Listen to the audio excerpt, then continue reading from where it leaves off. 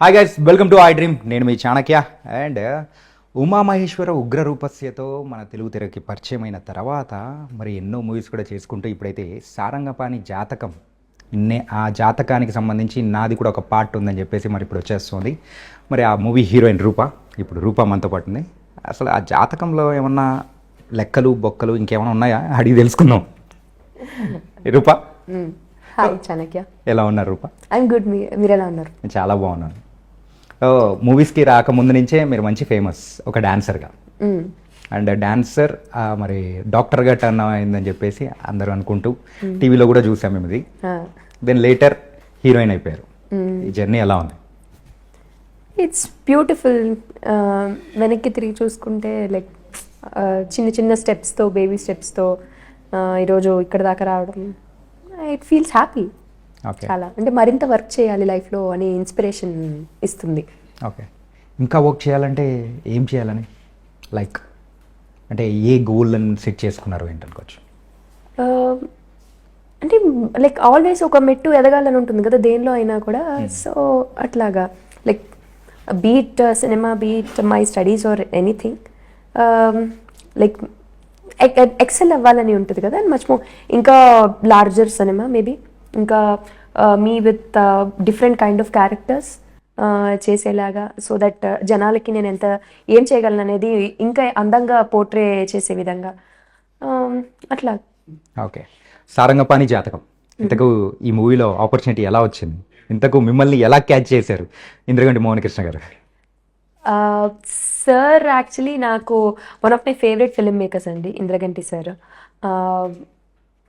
I think he is like ఎట్లా అంటే ఆయన క్యారెక్టర్స్కి, ఫీమేల్ క్యారెక్టర్స్కి చాలా ఇన్నర్ బ్యూటీ కూడా ఉంటుంది, not only the outer beauty. He shows like వాళ్ళని ఏమని చెప్పాలంటే వాళ్ళకు ఒక ఆత్మాభిమానం ఉన్న ఆడపిల్లలుగా చూపిస్తారు. ఇట్స్ నాట్ లైక్ బ్రెయిన్లెస్గా ఏదో క్యూట్ స్టఫ్ చేసుకుంటూ అట్లా తిరుగుతున్న క్యారెక్టర్స్ ఉండవు. సో అది నాకు చాలా నచ్చుతుంది ఆయన సినిమాలో. మెయిన్గా అయితే హీరోయిన్కి కూడా ఒక బలమైన క్యారెక్టరైజేషన్ అనేది కూడా ఉంటుంది, స్టోరీ బలమైన క్యారెక్టరైజేషన్ ఉంటుంది. సో అది నాకు చాలా నచ్చుతుంది సినిమాలో. He's one of my favourite film makers అండి.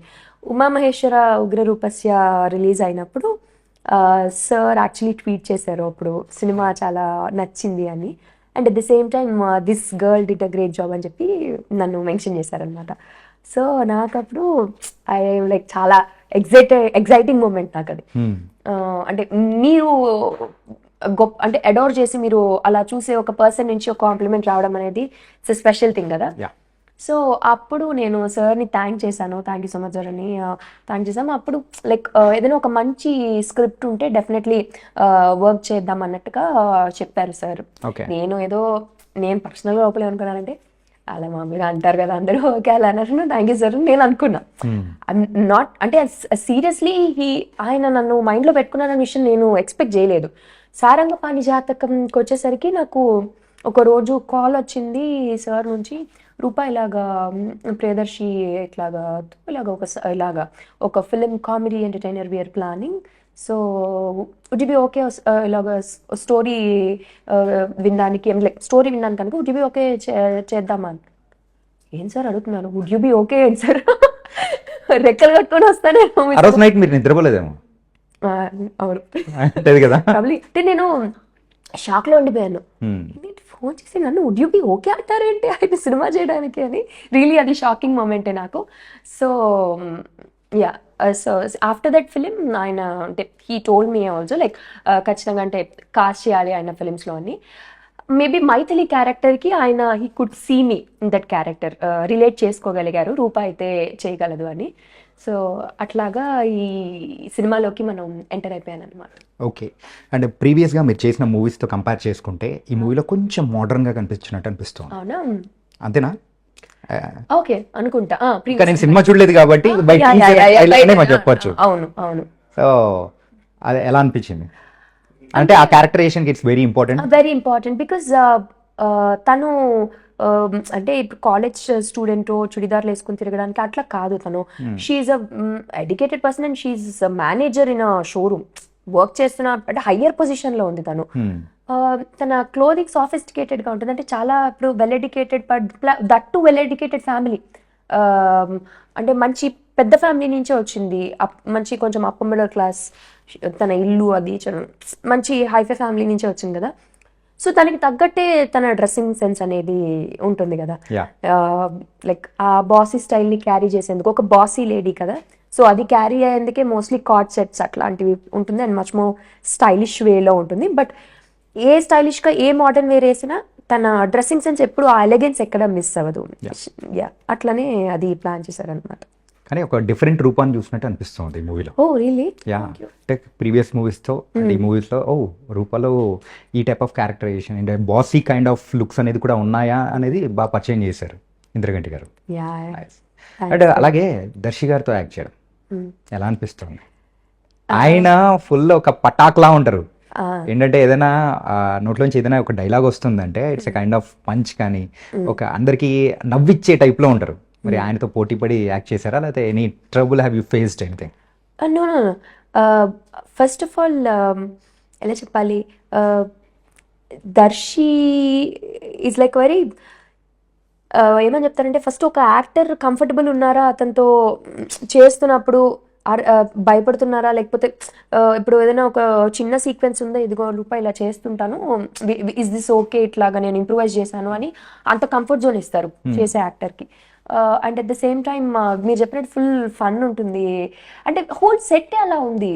లైక్ వెన్నెల్ కిషోర్ గారు కానీ, వైవా హర్ష గారు కానీ, శ్రీనివాస్ అవస్ట్రాల గారు కానీ, మాకు రామోజీ ఫిలిం సిటీలో we had a big schedule అన్నమాట. మొత్తం యాక్టర్స్ అందరూ ఒక 40 యాక్టర్స్ ఉంటారేమో, సీనియర్ యాక్టర్స్ అందరం మేము ఒక చైర్, రౌండ్ టేబుల్ చైర్, పెద్ద చైర్, పెద్ద రౌండ్ అన్నమాట, రౌండ్ టేబుల్ కాన్ఫరెన్స్ లాగా పెట్టుకొని అందరూ ఫుల్ బాతాకాని నడుస్తూ ఉండేదన్నమాట. షూట్ లోనా లేకపోతే ఎట్లా? అంటే గ్యాప్ లోనా? జరుగుతున్నప్పుడు గ్యాప్స్ లో మనకి గ్యాప్ వస్తుంది కదా. సో ఎవరి క్యారవాన్స్ లోకి వాళ్ళు అలా వెళ్ళిపోయేవాళ్ళు కాదు. అక్కడే ఉంటది, బోర్ కొడుతుందని ఇక్కడ ఏదో ఫ్యామిలీ పిక్నిక్ లాగా అందరూ అక్కడ కూర్చొని, నరేష్ గారు అయితే వాళ్ళ హోమ్ ఫుడ్ పంపించేవాళ్ళు, ఫిల్టర్ కాఫీస్ పంపిస్తుండే వాళ్ళు. కిషోర్ గారు use to send sugar less ice cream something అట్లాగా. అలా అందరూ షేర్ చేసుకుని లిటరలీ ఒక పిక్నిక్ వైబ్ ఉండేది.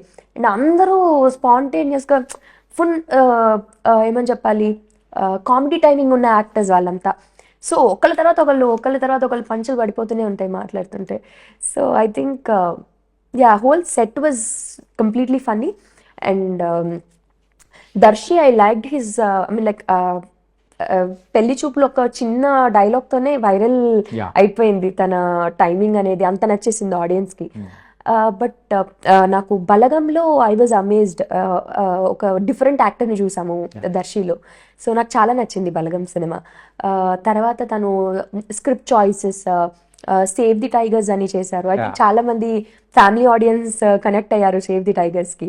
సో అలాగా ఈ slowly choosing right films for himself. Mallesham చాలా బాగుంటుంది సినిమా. మళ్ళీ అలాగా తను రెండు కమర్షియల్ సినిమా అండ్ ఆర్ట్ సినిమాని రెండింటిని బ్యాలెన్స్ చేసుకుంటూ మంచి మంచి చాయిసెస్తో ముందుకు వెళ్తున్నారు కదా.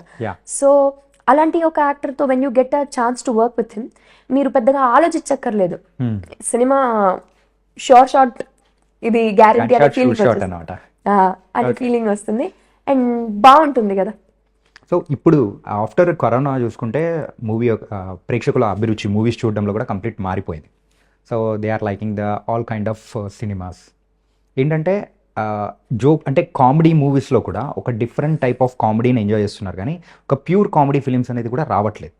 సో మెయిన్గా సారంగపాణి జాతకం ఈ మూవీకి అండ్ వేరే టైప్ ఆఫ్ కామెడీ మూవీస్కి ద డిఫరెన్స్ ఏమనుకోవచ్చు? Difference first story difference. ఏం చెప్పారు తెలుసా అసలు?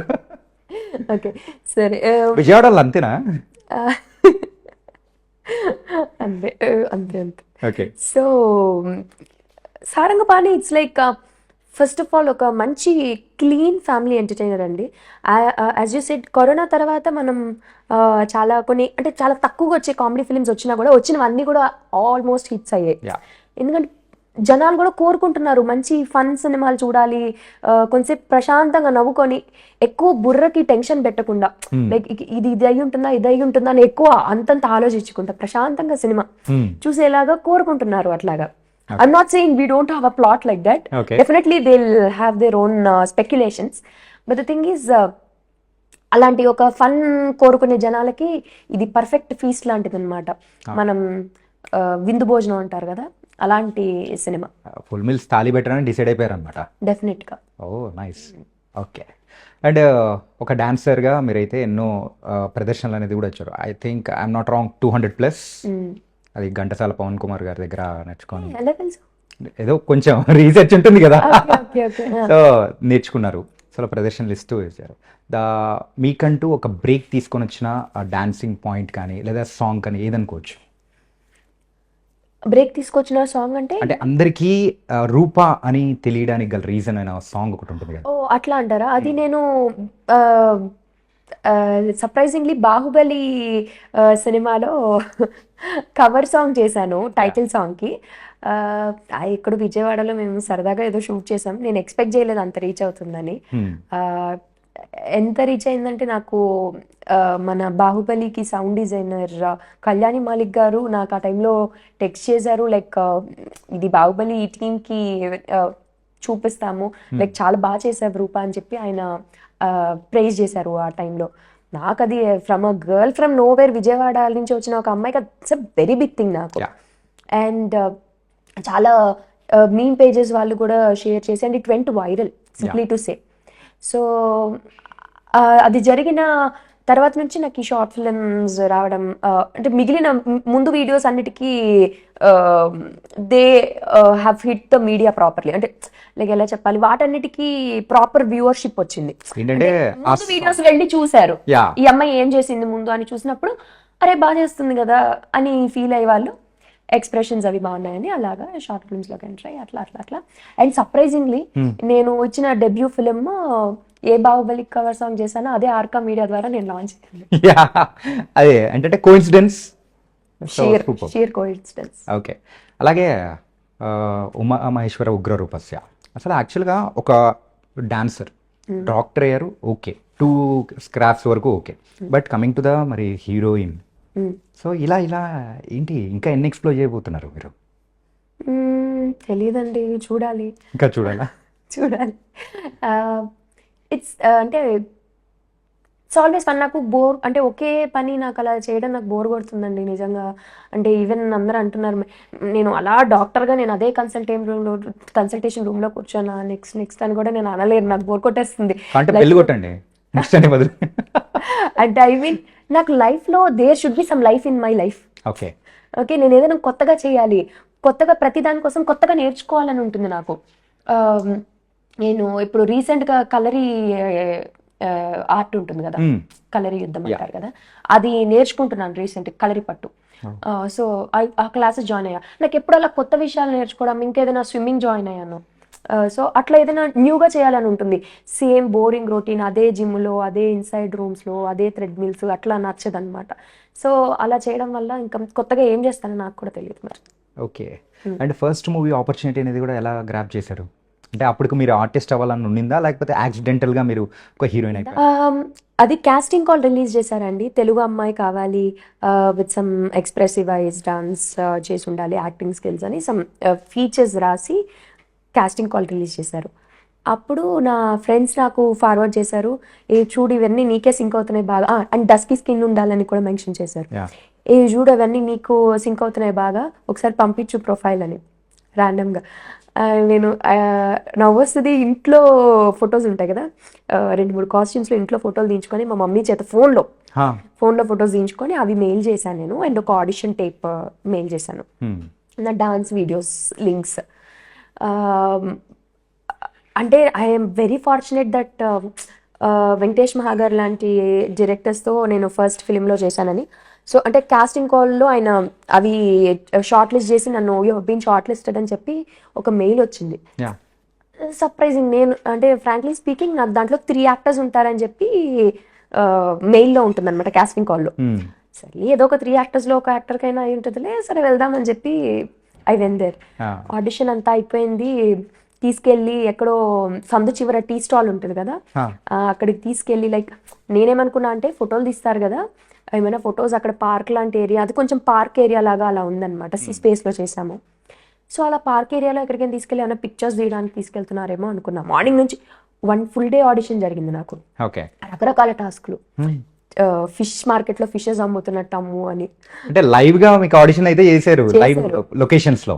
నో, ఇది happened in the room, C space లో జరిగింది. అంతా అయిపోయిన తర్వాత ఎక్కడికో తీసుకెళ్లారు. సో నేను ఇంకేదైనా పిక్చర్ సెషన్ అనుకుంటే ఒక టీ కొట్ లాంటిది ఉంటుంది అక్కడ, అందరూ టీ తాగుతుంటారు. ఆ ఏరియాకి తీసుకెళ్ళి నా చేతిలో ఒక ఏదైనా స్పీకర్, బ్లూటూత్ స్పీకర్ పెట్టి వెళ్ళి అక్కడికి వెళ్ళి డాన్స్ చెయ్యి అని అడిగారు అనమాట.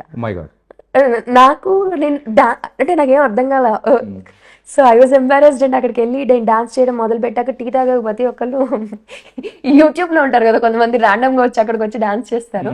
సో ఆ బ్యాచ్ అని అనుకున్నారో, కొంతమంది ఆ టీ తాపేసి కొంతమంది వింతగా చూశారు. ఇంకేమో అదేం పట్టించుకోకుండా మనం చేసి వచ్చేసాం అనమాట. ఐ థింక్ ఆ ఫన్నీ క్లిప్స్ అన్ని ఉన్నాయి వాళ్ళ దగ్గర, టీమ్ దగ్గర. ఫ్లాష్ మాప్ చేసి వచ్చారు. అది నాకు తర్వాత తెలిసింది ఈ సినిమా రీమేక్. సో అలా ఫ్లాష్ బాబ్ నేను ఎంతవరకు అంత పెద్ద క్రౌడ్ ముందు చేయగలను అనేది టెస్ట్ చేయడానికి అలా చేశారని. So that's how I got in to that film అండి. డస్కీ స్కిన్ గురించి మాట్లాడారు కదా. సో చాలా మంది అందం అంటే ఓన్లీ ఫెయిర్ స్కిన్ అని కొంతమంది పర్సెప్షన్ లో కూడా, అంటే డస్కీ స్కిన్ ఉన్న అమ్మాయిలు కూడా అందంగా ఉంటారు. అందం అనేది స్కిన్ కలర్ని బట్టే అని అనుకుంటూ ఉంటారు. సో అలాంటి వాళ్ళకు మీరేం చెప్తారు? అంటే దేర్ ఆర్ సక్సెస్ఫుల్ యాక్ట్రెసెస్ డస్కీగా ఉండి కూడా ఎక్సెల్ అయిన చాలామంది యాక్టర్స్. అండ్ నేను పర్సనల్గా నాకు ఒక హెల్దీ స్కిన్ని ప్రిఫర్ చేస్తా. What ever the skin tone is, me skin ఎప్పుడు హెల్దీగా, మీరు ఇన్సైడ్ ఎప్పుడు హ్యాపీగా ఉన్నారనుకోండి, అది మీ స్కిన్లో రిఫ్లెక్ట్ అవుతుంది. మీ స్కిన్ చామ్ అయి షైన్ అవుతుంది. అది ఇంపార్టెంట్ రాదర్ దాన్ మీరు ఫేర్గా ఉండి లోపలంతా బాధ పడుతూ పేల్ స్కిన్తో ఉండే కన్నా హ్యాపీగా ఉండండి, హైడ్రేట్ చేసుకోండి మీ స్కిన్ అని అయితే చెప్పగలను. And I don't think so being dusky is a problem, అది ఒక ప్రాబ్లం అని. సో యా అట్లా. ఓకే. ఇంతకు జాతకాలు మీరు నమ్ముతారా? నేనా? నాకు అంటే కరెక్ట్గా చెప్తే నమ్ముతాను. కరెక్ట్గా చెప్తున్నారా లేదా? కరెక్ట్గా అంటే ఐ మీన్ నాకు మంచిగా, అంటే నాకు పాజిటివ్గా మీరు ఒక కారణ జన్మరాలు, నీ జాతకం లక్షల్లో ఒకళ్ళకు ఉంటుంది, అలాంటిదైనా చెప్తే. కోట్లలో వద్దా? లక్షలు పెట్టుకుందాంలేండి. లక్షల్లో అనుకున్నాం. ఓకే. మరి కోట్లు అంటే అత్యాశ అవుతుంది. ఓకే. అలా చెప్తే నమ్ముతాను. ఇంకా నెక్స్ట్ అంతా అమ్మ ఎంత శనియే ఇది అన్నారనుకోండి, అక్కడి నుంచి నేను నమ్మను. ఓకే.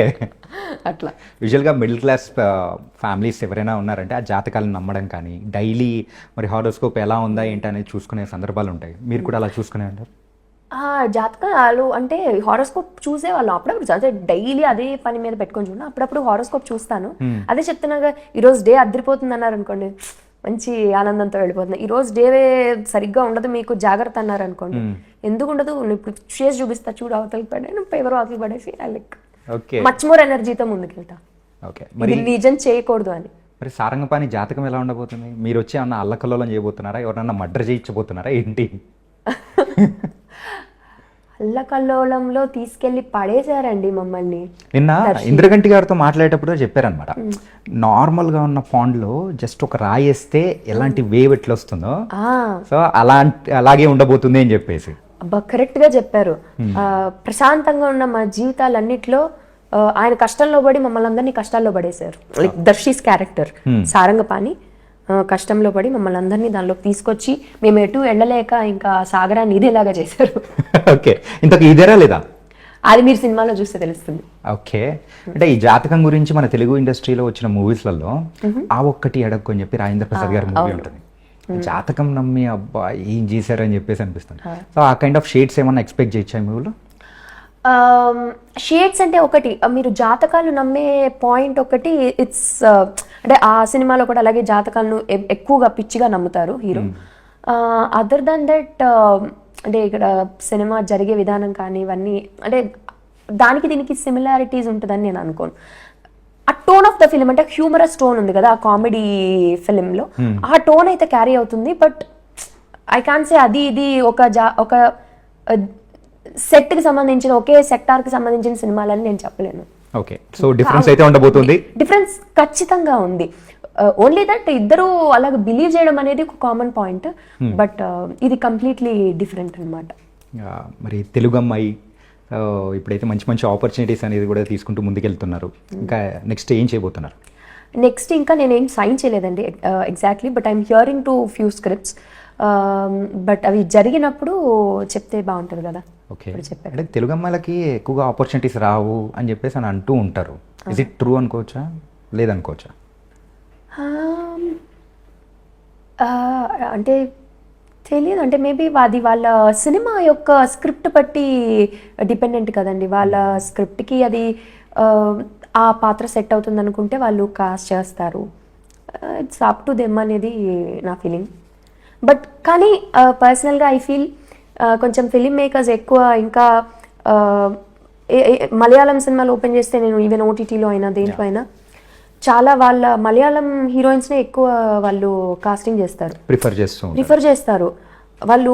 అంటే నేను బ్యూటిఫుల్గా ఉంటారని నేను అస్సలు చెప్పట్లేదు, but they are beautiful in their own way. It's not like వాళ్ళకి కళ్ళు ఇలా ఉండాలి, ఫీచర్స్ ఇలా ఉండాలి, ఇంత హైట్ ఉండాలి, అలాంటివి పెట్టుకోరు. ఆ పాత్రకి ఎలాంటి అందం కావాలో అలాంటి అమ్మాయిని క్యాస్ట్ చేస్తారు వాళ్ళు. సో చాలా మంది మలయాళీ హీరోయిన్స్ ఉన్నారు, అండ్ అలాంటి ఒక తమిళ్లో కూడా చాలా మంది తమిళ్ హీరోయిన్స్ ఉన్నారు. అలాంటి అంటే బిగ్గర్ ఫిలిమ్స్ కూడా చేస్తున్నారు. సో అలాంటి ఒక ట్రెండ్ తెలుగులో కూడా వస్తే చాలా బాగుంటుంది అనేది ఫీల్ అవుతాను. చాలా మంది టాలెంటెడ్ యాక్ట్రెసెస్ ఉన్నారు తెలుగులో కూడా, అండ్ ఇంకా చాలా ఆస్పైరింగ్ ఇంకా రావాలని చూస్తున్న వాళ్ళు ఉన్నారు. అలాంటి వాళ్ళందరూ